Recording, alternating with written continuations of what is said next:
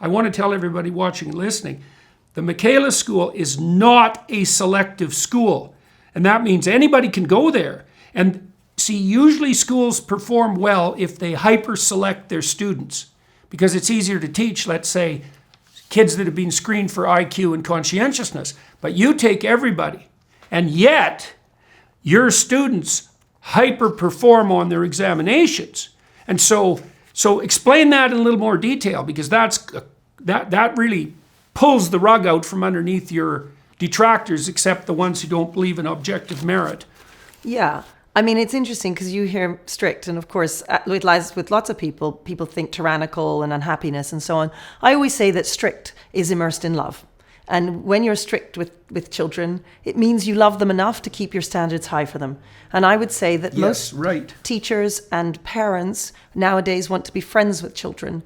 And they don't know that their duty is to have children rise up and meet them where they are, and to demonstrate to them over and over again what virtuous behavior is, so that they too can learn to be virtuous. And that when grandma's looking a bit sad, you say to the boy, go and bring her a cup of tea. You explain that is what kindness is. And every little moment of kindness in the particular, the child is able to do over and over again. There's no point in telling children, be kind. I mean, you can tell them, but they won't understand what that means. They need to see examples and non-examples. So the cup of tea is an example, but then their brother hits them because he wants to take the toy, and that's an example of unkindness. And you would say, well, that was unkind and this is kind.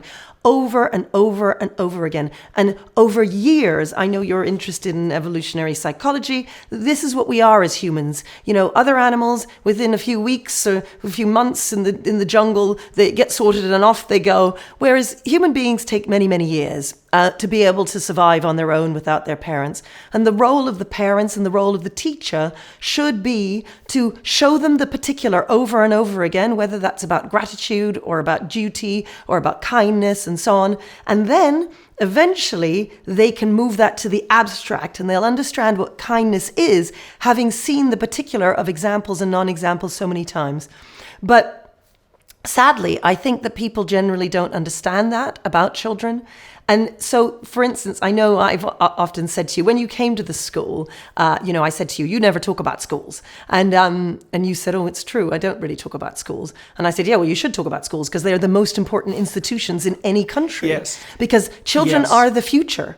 And so when all of you guys, and when I say guys, I mean they're women too, like Barry Weiss or Megan Kelly or John McWhorter or Glenn Lowry and all these people who I have huge admiration for all of you. Nobody ever talks about schools. Nobody ever talks about the importance of our education system. And then what you all do is you talk about what's going on in the universities and you say, oh my goodness, how come these young people think as they do? And how come we've got all of these marches and so on and so forth, things that are happening? And we think, how come they're not thinking about stuff in the way, why haven't they developed critical thinking? And this is where I sort of have a bit of a bugbear with you. And I want to say to you, I want to explain why I think, not just you, all these people I have huge admiration for, Jonathan Haidt, Abigail Schreier. I read all of your stuff and I love it. But when it comes to children, I think you're all wrong. Elon Musk, the other day, I saw him, on some video, he was talking about how to teach children, and he's wrong. You're all wrong. And let me explain why. The fact is, you're all wondering why it is these students at university don't think in a critical manner. And then what you all say is, what we need to do is teach them how to think, not what to think. But you're wrong. We need to teach them what to think, okay?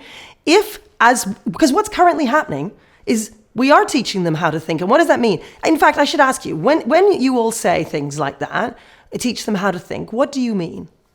Well, we mean with this Peterson Academy that I'm putting forward is that we don't want a university, and I'm speaking specifically of universities, to be an ideological propaganda factory. And so really it's a dig at the radical left. Okay. And then I would also say, I'll say two things in response to the other things you said. I have talked privately with any number of government officials, especially on the Republican side, about the absolute catastrophe that's unfolding in the K-12 system. And one of my dreams, and you can tell me what you think about this, is that I think that the right to teacher certification should be taken away from the faculties of education. Okay. Because I think they have done a job that's so abysmal that it's almost indescribable. And I've talked to plenty of Republican governors about this, and it's one of my lifelong ambitions. Yes, no, I agree. We'll 100% agree on that. Teacher training institutions are a disaster. But, okay, and it's really interesting what you said. You don't want this ideology just pumped through kids, and I 100% Not agree at with you. universities. Yes. That's not the same as K through 12. Okay. And, I also agree with your approach from the particular upward with regards to children. I know. So that's crucial. I know. It's just that when you all talk about this business of teaching them how to think, what that looks like in a classroom, in a high school, is that, okay, so what that is the standard discussion between knowledge and skills. Should we teach them knowledge or should we teach them skills? How to think is a skill, and it can only be done within a particular domain. So I don't know how to think about cars. Okay, if you told me, you put a car in front of me and said, create a different kind of car, Katharine, be creative, think outside the box. I wouldn't know what to do because I don't know anything about cars. But if you tell me to turn education on its head, I've done exactly that. I've been very radical, I've thought outside the box, and I've done things very differently. Why? Because I know education inside out. The only way you can think in a creative manner or think outside the box and have independent thoughts about anything is to know it really well. And so that means children at school level need to be taught loads of knowledge. So when you all say things like we need to teach them how to think, I disagree with you.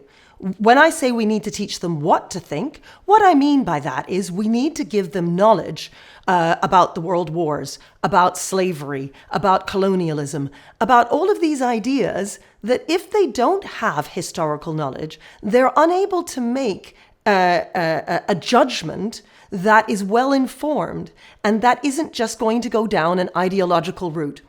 All children are communists, okay? They're all communists. When you talk to them, they're all communists because when they hear about communism, they go, you mean everybody is going to have equality? You mean we're going to share? And then, everybody poor and rich doesn't happen anymore. Everybody's just the same. That's lovely. And the reason why children are all communists is because they're naive. They're vulnerable and it sounds nice to them. And so that's what they go for. They don't have enough knowledge or enough wisdom to be able to make correct decisions. That's why, for instance, we ban alcohol, we ban cigarettes. I believe we should ban smartphones, we ban sex, we ban marriage, we ban driving. There are all kinds of things that we ban from children. And the thing about the libertarian right, while I myself believe in freedom and I believe in freedom of speech and all of that, when it comes to children, I don't believe in any of it. I believe that children need their freedoms restricted so that later in life they can be truly free. And when I say their freedoms need to be restricted, that doesn't mean that they're unhappy. You saw at my school just how happy they were. So let me ask you a clarifying question. Yeah. Do you mean that their freedoms should be restricted, or do you mean that the domain within which they have freedom should be restricted? Well, no, I would right? say Because both. those are different, right? Yeah. Because the one tilts more to, in some sense, conceptually towards control. See, let me give you an example. You tell me what you think about this. This is a very concrete example, so it brings it down to earth. So imagine you have a 4-year-old child and he has a closet full of clothes, like 40 outfits to wear, and they're all hanging on hangers. And maybe he's a little hungry and a little tired, and you open up the closet and you say, which of those outfits do you want to wear? And he has a meltdown. Okay, and so imagine that instead you take 3 of those items of clothing off the hangers and you put them on the bed and you say, which of those 3 pieces of clothing would you like to wear? And then he can point to one with no problem. And it's like so there's a consumer choice literature, for example, that shows you that if you have 4 shampoos to choose from on the shelf and you pick one, you're happier with your purchase than you are if you have 200 on the shelf to pick from. Because you drown in complexity and you've probably made the wrong choice. So with children, my sense is that, they need that play that enables them to decide, but adults are supposed to be wise enough so that the domain of choice that's presented to them is commensurate with their actual emotional and cognitive ability. So Well, I'm wondering what you think of that formulation. Yeah, I don't think the 4-year-old should be choosing at all. I don't. I think you're in a rush. You need to get him to school, get him in his clothes. Well, and yes, go, there's that. right? And sometimes Yeah, I'm there's in the times when supermarket. that's the case. I'm in the supermarket and I'm watching parents say, "Darling, what would you like from the freezer to eat?" And I'm looking at them thinking, why are you asking them? Just take what you want, put it in the basket and go. You've got a life. You know, like these children who are the center of the world, we need to ask them what they think about everything. We have to ask them, what would you like to eat? Put the spinach and broccoli in front of them and tell them to eat it. And that's what we do at Michaela. They have one choice. They don't have any choice at lunch. They all eat the same thing. And we call it family lunch, and you had lunch with the children. Why? Why do we call it family lunch? Because it's like family dinner. And what used to happen at family dinner? I have to say, I don't think this happens anymore in many households because everybody's on their phone or their iPad and they take their plate of food and they go and sit in their bedroom. But what should be happening is that you sit around a table and that you all serve out the food and you're all eating from one pot of food. And if you don't like it very much, well, you suck it up because that's what it is to be a child, okay? And you learn how to eat different foods because your parents don't let you to get away with this idea of, I'm a free human being and it's against my human rights and I should be able to eat what I want. No, you shouldn't be able to eat what you want. You're a child.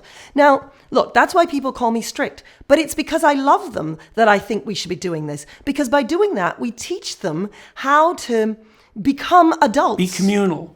And you talk about, exactly, Yep. You say how you don't want children, you shouldn't bring up children who you're going to dislike. Well, the more choices and the more freedom you give them in that sense, the more you're going to dislike them as adults. I mean, the fact is, you cannot be friends with your children when they're children and be friends with them when they're adults. You have to choose. And you should not be friends with them when they're children, because otherwise you're not going to like them when they're adults. You are in a position of authority, and you should be molding your child and helping him with his moral formation and giving him knowledge. And the school should be doing both as well, both moral formation and giving him knowledge. And where I worry about the libertarian right is the freedoms that they enjoy amongst adults, they then impose that on children, or they don't realize that that's what they're doing. And then they think, oh my goodness, but why is it all these students at university are behaving the way that they do? It's because the schools have not taught them what to think. When I say what to think, giving them the facts about the various the world wars, giving them the facts about the history of their country, making them feel as if they belong in their country and that their history belongs to them, that the geography of their country is taught to them. If, on the other hand, the school is convinced that actually what they need to do is teach them how to think, and then nobody can agree on what that looks like because it's a skill, and outside of its domain of knowledge, it cannot be taught independently. It's impossible.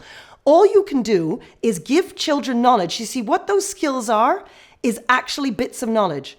And when you give them lots of bits of knowledge about, say, the Second World War, they are then able to piece together what they think of it. Now, the problem we've got nowadays is that the schools are teaching them with a particular ideology in mind. So in Britain, for instance, I see very much that history lessons in schools, they will be teaching about how the British were really racist and how the Indian soldiers who were fighting for Britain were treated very badly. And you know what? I'm not even saying that isn't true.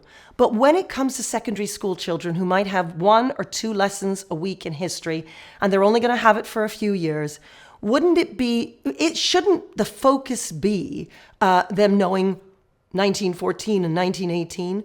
Shouldn't the focus be them knowing about Hitler in the Second World War? I mean, there are certain facts that the children, they've never heard of the Battle of the Somme. They've never heard of the details of the various key battles in the First World War and the Second World War.